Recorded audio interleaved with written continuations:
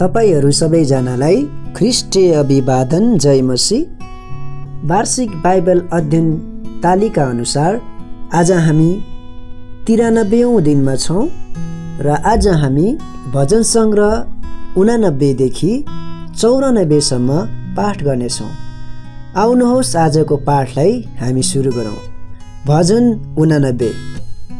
दाउदसँग परमेश्वरको करार र इजरायलको दुर्दशा। एज्री एतानको मस्किल। म परमप्रभुको महान कृपाको प्रशंसा सधैँको निम्ति गाउनेछु। सबै पुस्तासम्म म तपाईँको विश्वस्तता मेरै मुखले जनाउनेछु। तपाईँको कृपा सदाको निम्ति दृढ रहिरहनेछ र स्वर्गमा नै तपाईँले आफ्नो विश्वस्तता स्थिर गर्नुभयो भनी घोषणा गर्नेछु। तपाईँले भन्नुभयो, मैले मेरो चुनेकोसँग करार बाँधेको छु। मेरो दास दाउदसित मैले यो शपथ खाएको छु, म तेरा सन्तानलाई सदाको निम्ति स्थापना गर्नेछु र तेरो सिंहासन सारा पुस्तासम्म स्थिर बनाउनेछु। हे परमप्रभु, पवित्र जनहरूको सभामा स्वर्गले तपाईँको आश्चर्य कर्मको र तपाईँका विश्वस्तताको समेत प्रशंसा गर्दछ। किनकि आकाशमा परमेश्वरको तुलना कोसँग गर्न सकिन्छ? स्वर्गीय प्राणीहरूमध्ये को परमप्रभुको समान छ? पवित्र जनहरूको सभामा परमेश्वरको भय साह्रै मानिएको छ। उहाँको वरिपरि हुनेहरूमध्ये उहाँ धेरै विस्मयकर हुनुहुन्छ। हे सर्वशक्तिमान परमप्रभु परमेश्वर, तपाईँ जस्तो को छ र? तपाईँ शक्तिशाली हुनुहुन्छ हे परमप्रभु, र तपाईँको विश्वस्तता तपाईँको चारैतिर छ। उर्लदो समुद्रमाथि तपाईँले नै राज्य गर्नुहुन्छ। जब त्यसका छालहरू उड्छन्, तपाईँले नै तिनलाई शान्त गराउनुहुन्छ। तपाईँले मारिएकालाई झैँ राहाबलाई नष्ट पार्नुभयो। तपाईँले आफ्ना शत्रुहरूलाई आफ्नो बाहुबलले तितरबितर पार्नुभयो। स्वर्ग तपाईँकै हो र पृथ्वी पनि तपाईँकै हो। संसार र त्यसको सारा पूर्णता तपाईँले नै बसाल्नु भएको हो। उत्तर र दक्षिण तपाईँले नै सृष्टि गर्नुभएको हो। तबोर र हेर्मोन तपाईँको नाममा हर्षले गाउँछन्। तपाईँको बाहु शक्तिशाली छ, तपाईँको हात बलियो छ र तपाईँको दाहिने बाहुली उच्च पारिएको छ। धार्मिकता र न्याय तपाईँको सिंहासनका जग हुन्। प्रेम र विश्वस्तता तपाईँको अघि जान्छन्। ती मानिसहरू धन्य हुन् जसले तपाईँको प्रशंसा गर्न सिकेका छन्, जुनहरू हे परमप्रभु तपाईँका प्रकाशको उपस्थितिमा हिँड्छन्। तिनीहरू दिनभरि तपाईँको नाउँमा रमाउँछन् र तिनीहरू तपाईँकै धार्मिकतामा आनन्दले मग्न हुन्छन्। किनकि तपाईँ नै तिनीहरूको महिमा र शक्ति हुनुहुन्छ र तपाईँकै निगाहले हाम्रो सिङ ठाडो पारिदिनु भएको छ। साँच्चै हाम्रो ढाल परम प्रभुकै हो र हाम्रा राजा इजरायलका परम पवित्रकै हुन्। एकपल्ट तपाईँले आफ्ना पवित्र जनहरूसित दर्शनमा बोल्नुभयो र भन्नुभयो, मैले एक योद्धालाई बल प्रदान गरेको छु। मैले मानिसहरूबाट एउटा युवकलाई उच्च पारेको छु। मैले मेरो दास दाउदलाई पाएको छु। मेरो पवित्र तेलले मैले त्यसलाई अभिषेक गरेको छु। मेरो हातले त्यसलाई थाम्नेछ। मेरो पाखुराले त्यसलाई अवश्य बलियो बनाउनेछ। कुनै शत्रुले त्यसमाथि राजकर तिर्न अधिकार गर्ने छैन, न त कुनै दुष्ट मानिसले त्यसलाई दुःख दिनेछ। त्यसका विरोधीहरूलाई त्यसकै सामान्यमा म चूर्ण पार्नेछु। त्यसका विरोधीहरूलाई प्रहार गर्नेछु। मेरो विश्वस्त प्रेम त्यससँग हुनेछ र मेरो नाउँद्वारा त्यसको सिङ ठाडो हुनेछ। म त्यसको शासन समुद्रसम्म बढाउनेछु र त्यसको दाहिने बाहुलीको शक्ति नदीहरूमाथि पुर्याउनेछु। त्यसले मलाई यसो भनी पुकार्नेछ, तपाईँ मेरो पिता हुनुहुन्छ, मेरा परमेश्वर र मेरो उद्धारको चट्टान हुनुहुन्छ। म त्यसलाई मेरो जेठो पनि तुल्याउनेछु। पृथ्वीका राजाहरूमा सबैभन्दा उच्च म मेरो करुणा त्यसको निम्ति सदा सर्वदा राख्नेछु र त्यससँगको मेरो करार कहिल्यै विफल हुने छैन। त्यसको वंशलाई म सदाको लागि स्थापना गर्नेछु र त्यसको सिंहासन आकाशको अस्तित्व रहेसम्म राख्नेछु। यदि त्यसका सन्तानले मेरो व्यवस्था त्यागे भने र मेरा कानुनहरूमा चलेनन् भने, यदि तिनीहरूले मेरो विधिहरू भङ्ग गरे भने र मेरा आज्ञाहरू मानेनन् भने, म तिनीहरूका पापको सजाय छडीले र तिनीहरूका अधर्मको सजाय कोर्राले दिनेछु। तर म मेरो प्रेम दाउदबाट हटाउने छैन, न त मेरो विश्वस्तताको कहिल्यै धोकाबाजी गर्नेछु। म मेरो करार भङ्ग गर्ने छैन अथवा मेरो मुखबाट निस्केको वचन बदल्ने छैन। मैले सदाकालको निम्ति आफ्नो पवित्रताको यो शपथ खाएको छु अनि दाउदलाई म ढाट्ने छैन कि त्यसको वंश सदाको निम्ति रहनेछ र त्यसको सिंहासन चाहिँ सूर्य झैँ मेरा अगाडि स्थिर रहनेछ। आकाशमा रहेको विश्वसनीय साक्षी चन्द्रमा झैँ सदाकालको लागि त्यो स्थापित रहनेछ। तर तपाईले आफ्ना अभिषिक्तलाई त्याग्नु भएको छ र तुच्छ ठान्नु भएको छ र तिनीहरूसँग तपाईँ रिसाउनु भएको छ। तपाईले आफ्नो दाससँगको करार तोड्नु भएको छ। तपाईले उनको मुकुट धुलोमा मिलाएर अशुद्ध तुल्याउनु भएको छ। तपाईले उनका सबै पर्खालहरू भत्काइदिनु भएको छ र उनका किल्लाहरू नष्ट पारिदिनु भएको छ। त्यहाँबाट भएर जाने सबैले तिनलाई लुटेका छन्। तिनी आफ्ना छिमेकीहरूका निम्ति हेलाको पात्र भएका छन्। तपाईले उनका शत्रुहरूका दाहिने हात उच्च पार्नु भएको छ। तपाईले उनका सबै शत्रुहरूलाई उल्लसित तुल्याउनु भएको छ। तपाईले उनका तरबारको धार बोधो तुल्याउनु भएको छ र लडाईँमा उनलाई सहयोग दिनुभएको छैन। तपाईले तिनको गौरव समाप्त गरिदिनु भएको छ र तिनका सिंहासन जमिनमा फालिदिनु भएको छ। उनको जवानीका दिन तपाईले घटाइदिनु भएको छ। तपाईले उनलाई शर्मको ओढ्नेले ढाकिदिनु भएको छ। कहिलेसम्म परमप्रभु के आफैलाई सदाकाल लुकाइराख्नुहुन्छ? तपाईको क्रोध कहिलेसम्म आगो झैँ दन्किरहन्छ? स्मरण राख्नुहोस्, मेरो आयु कस्तो क्षणिक छ। तपाईले सबै मानिसलाई कस्तो निर्थकताको निम्ति सिर्जनु भएको छ। यस्तो कुन मानिस होला जो सधैँभरि बाँचिरहन्छ र मृत्यु देख्दैन, अथवा कसले आफ्नो प्राणलाई मृत्युको शक्तिबाट छुटकारा दिन सक्छ? हे परमप्रभु, अघिका तपाईको महान प्रेम कहाँ गयो, जुन तपाईले दाउदसँग आफ्नो विश्वसनीयतामा शपथ खानुभएको थियो? स्मरण गर्नुहोस् परमप्रभु, कसरी तपाईका दासको उपहास भएको छ, कसरी म आफ्नो हृदयमा जातिहरूको तिरस्कार सहँदैछु। हे परमप्रभु, कसरी तपाईका शत्रुहरूले मेरो तिरस्कार गरेका छन्। तिनीहरूले कसरी कदम कदममा तपाईका अभिषिक्तको उपहास गरेका छन्। परमप्रभुको सदा सर्वदा प्रशंसा होस्। आमेन अनि आमेन। भजन 90। अनन्त परमेश्वर र नाशवान मानिस, प्रभु भक्त मूसाको प्रार्थना। हे परमप्रभु, पुस्तादेखि पुस्तासम्म तपाईँ हाम्रो वासस्थान हुनुभएको छ। पहाडहरू उत्पन्न हुनुभन्दा अघि अथवा तपाईँले पृथ्वी र संसार सिर्जनुभन्दा अघि अनादिदेखि अनन्तसम्म तपाईँ नै परमेश्वर हुनुहुन्छ। तपाईँ मानिसलाई धुलोमा फर्काउनुहुन्छ र भन्नुहुन्छ, ए मानिसका सन्तान हो, धुलोमा फर्किआओ, किनकि तपाईको दृष्टिमा 1000 वर्ष हिजो बिताएको एक दिन जस्ता मात्र छन्, अथवा रातको एक पहर जस्तै। तपाईले मानिसहरूलाई मृत्युको निन्द्रामा बगाइलानुहुन्छ। तिनीहरू बिहान पलाउने घाँस जस्तै छन्। यद्यपि त्यो बिहान मौलाउँछ, बेलुकी त्यो सुक्छ र ओइलिन्छ।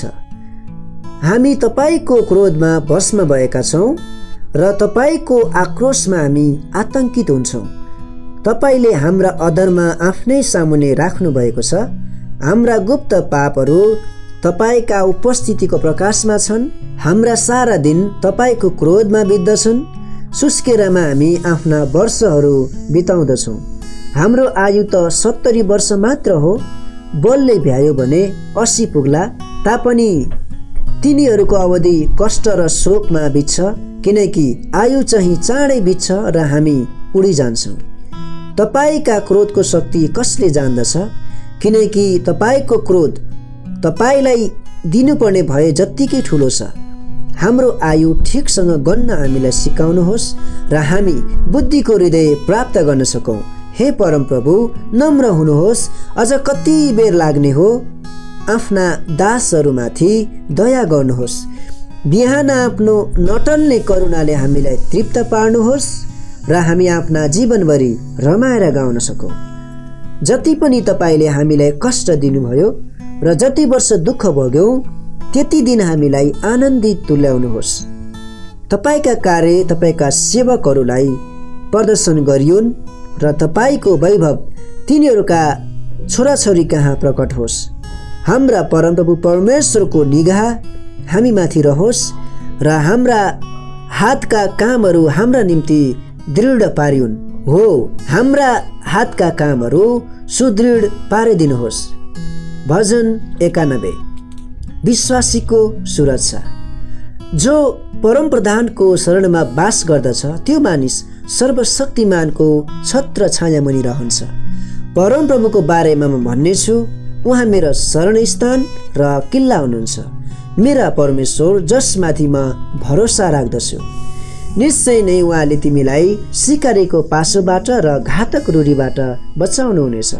उहाँले तिमीलाई आफ्ना प्वाखहरूले छोप्नुहुनेछ र उहाँका पखेटा मुनि तिमीले शरण पाउनेछौ। उहाँको विश्वसनीयता तिम्रो ढाल र प्रखाल हुनेछ। तिमी रातको ठुलो त्रासदेखि र दिनमा उडेर आउने बाणदेखि डराउने छैनौ। न त अन्धकारमा फैलिने रूढीदेखि न मध्य दिनमा नाश गर्ने महामारीदेखि डराउनेछौ।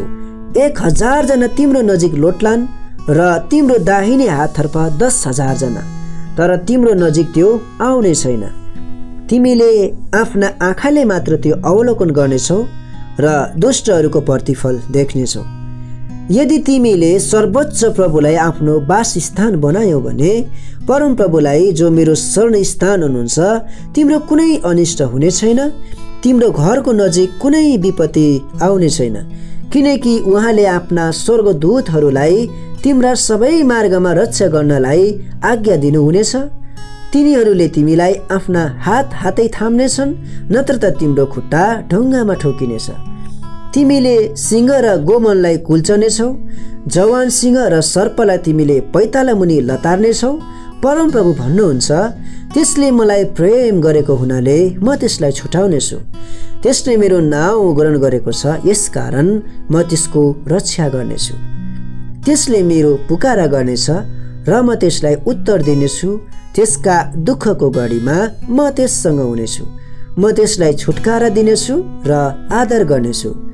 लामो आयु दिएर म त्यसलाई सन्तुष्ट तुल्याउनेछु र त्यसलाई म उद्धारको दर्शन दिनेछु। भजन 92। परमेश्वरको स्तुतिगान। सब्बातको निम्ति एक भजन। परमप्रभुको प्रशंसा गर्नु र हे सर्वोच्च तपाईँको नाममा भजन गाउनु असल कुरा हो। बिहान तपाईँको करुणाको र राति तपाईँको विश्वसनीयताको घोषणा गर्नु तथा दस्तारे सारङ्गी र वीणाको मृदु लयमा तपाईँको स्तुति गर्नु असल कुरा हो। किनकि हे परमप्रभु, तपाईँले आफ्ना कामद्वारा मलाई आनन्दित तुल्याउनु भएको छ। तपाईँका हातका कार्यहरू हेरेर म हर्षले गाउँछु। हे परमप्रभु, तपाईँका कार्यहरू कति महान छन्, तपाईँका विचारहरू कति गम्भीर छन्। विवेकहीन मानिसले यो जान्न सक्दैन र मूर्खले यो बुझ्न सक्दैन। यद्यपि दुष्टहरू घाँस जस्तै मौलाउँछन् र सबै दुष्टहरूको फलिफाप हुन्छ, तर तिनीहरू सधैँको निम्ति नष्ट पारिनेछन्। तर तपाईँ हे परमप्रभु सदाको निम्ति उच्चमा विराजमान हुनुहुन्छ। किनकि हे परमप्रभु, तपाईँका शत्रुहरू अवश्य नष्ट हुनेछन्। तपाईँका शत्रुहरू निश्चय नै नष्ट हुनेछन्। सबै दुष्टाचारीहरू तितर बितर हुनेछन्। तपाईँले मलाई जङ्गली साँडेको जत्तिकै शक्ति दिनुभएको छ। उत्तम तेलले मेरो अभिषेक भएको छ। मेरो आँखाले मेरा शत्रुहरूको हार भएको देखेका छन्। मेरा कानले मेरा दुष्ट शत्रुहरू लखेटिएका कुरा सुनेका छन्। धर्मी चाहिँ खजुरको बोट झैँ लह लह हुन्छ। तिनीहरू लेबनानको देवदारू जस्तै बढ्छन्। तिनीहरू परमप्रभुको भवनमा रोपिएका हुन्छन्। हाम्रा परमेश्वरका चोकहरूमा तिनीहरू मौलाउँछन्। बुढेसकालमा पनि तिनीहरू फलदायी हुन्छन् र तिनीहरू ताजा र हरिया रहन्छन् र घोषणा गर्छन्, परमप्रभु भला हुनुहुन्छ, उहाँ मेरो चट्टान हुनुहुन्छ र उहाँमा केही दुष्टता छैन। भजन 93। परमेश्वरको प्रतापी राज्य। परमप्रभुले राज्य गर्नुहुन्छ। उहाँ महिमाले विभूषित हुनुहुन्छ अनि शक्तिले सुसज्जित हुनुहुन्छ। पृथ्वीको जग सुदृढ छ, त्यो कहिल्यै डग्ने छैन। तपाईको सिंहासन अनादिकालदेखि स्थापना भएको छ। तपाईँ अनन्तदेखि हुनुहुन्छ। हे परमप्रभु, समुद्रहरू उर्लिआएका छन्। समुद्रका छालहरूको गर्जन उच्च भएको छ। तिनका भयानक लहरहरू उर्लिआएका छन्। महासमुद्रको गर्जनभन्दा, समुद्रका शक्तिशाली तरङ्गहरूभन्दा पनि उच्चमा विराजमान हुनुहुने परमप्रभु शक्तिशाली हुनुहुन्छ। तपाईका कानुनहरू दृढ छन्। हे परमप्रभु, अनन्त कालको निम्ति तपाईको भवन पवित्रताले सुसज्जित छ। भजन 94। प्रतिशोधको प्रार्थना। हे परमप्रभु, प्रतिशोध लिनुहुने परमेश्वर, बदला लिनुहुने हे परमेश्वर, आफ्नो ज्योति प्रदर्शित गर्नुहोस्। हे पृथ्वीका न्यायाधीश, उठ्नुहोस्। अहङ्कारीहरूलाई तिनीहरूका कर्मको प्रतिफल दिनुहोस्। हे परमप्रभु, दुष्टहरू कहिलेसम्म रमाउने, कहिलेसम्म दुष्टहरू उल्लसित हुने? तिनीहरू हटी कुरा गर्छन्। सबै कुकर्मीहरू अहङ्कारले भरिएका छन्। हे परमप्रभु, तिनीहरूले तपाईको प्रजालाई मिच्दछन् र तपाईको उत्तराधिकारका मानिसहरूलाई सताउँछन्। तिनीहरूले विधवा र विदेशीहरूको हत्या गर्दछन् र अनाथहरूलाई मार्दछन्।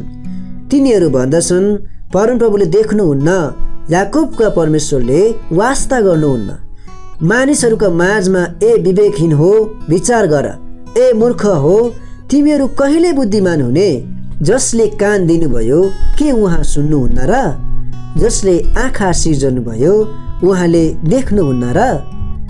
जसले जाति जातिलाई ताडना दिनुहुन्छ, के उहाँले दण्ड दिनुहुन्न र? मानिसलाई शिक्षा दिनुहुनेलाई बुद्धिको अभाव हुन्छ र? परमप्रभुले मानिसका विचारहरू जान्नुहुन्छ। तिनीहरू त निर्थक हुन् भनी उहाँ जान्नुहुन्छ।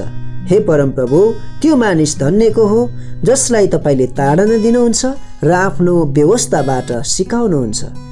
त्यसलाई दुःखको दिनमा तबसम्म चयन दिनुहुन्छ जबसम्म दुष्टहरूका निम्ति खाडल खनिँदैन। किनकि परमप्रभुले आफ्नो प्रजालाई फ्याक्नुहुन्न। उहाँले आफ्नो निज उत्तराधिकारका मानिसहरूलाई त्याग्नु हुने छैन। इन्साफ फेरि धार्मिकताको आधारमा गरिनेछ र सबै सोझो मन भएकाहरू त्यसको पछि लाग्नेछन्। दुष्टहरूका विरुद्धमा मसँग को खडा हुनेछ? अधर्म गर्नेहरूका विरुद्धमा मेरो पक्षमा को उठ्नेछ? परमप्रभु मेरा सहायक नहुनु हुँदो हो त मेरो प्राण अघि नै मृत्युको शून्यतामा बास गरिसक्ने थियो।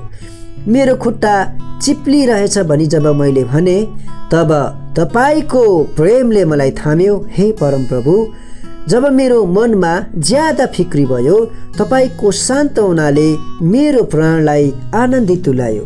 के दुष्ट शासकहरू तपाईँसँग मिल्न सक्छन्, जसले आफ्ना ऐनद्वारा विपद ल्याउँछन्? तिनीहरू धर्मीहरूका विरुद्धमा गठबन्धन गर्छन् र निर्दोषलाई मृत्युदण्ड दिन्छन्। तर परमप्रभु मेरो गढ हुनुभएको छ र मेरा परमेश्वर मेरो शरणस्थानको चट्टान हुनुभएको छ।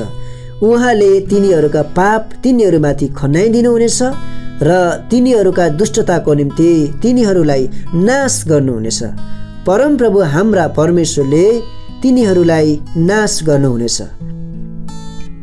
वचन पढाइ र वचन सुनाइमा परमप्रभु परमेश्वरले तपाईँ हामी सबैजनालाई प्रशस्त रूपमा आशिष दिनुभएको होस्। सबैजनालाई जय मसीह।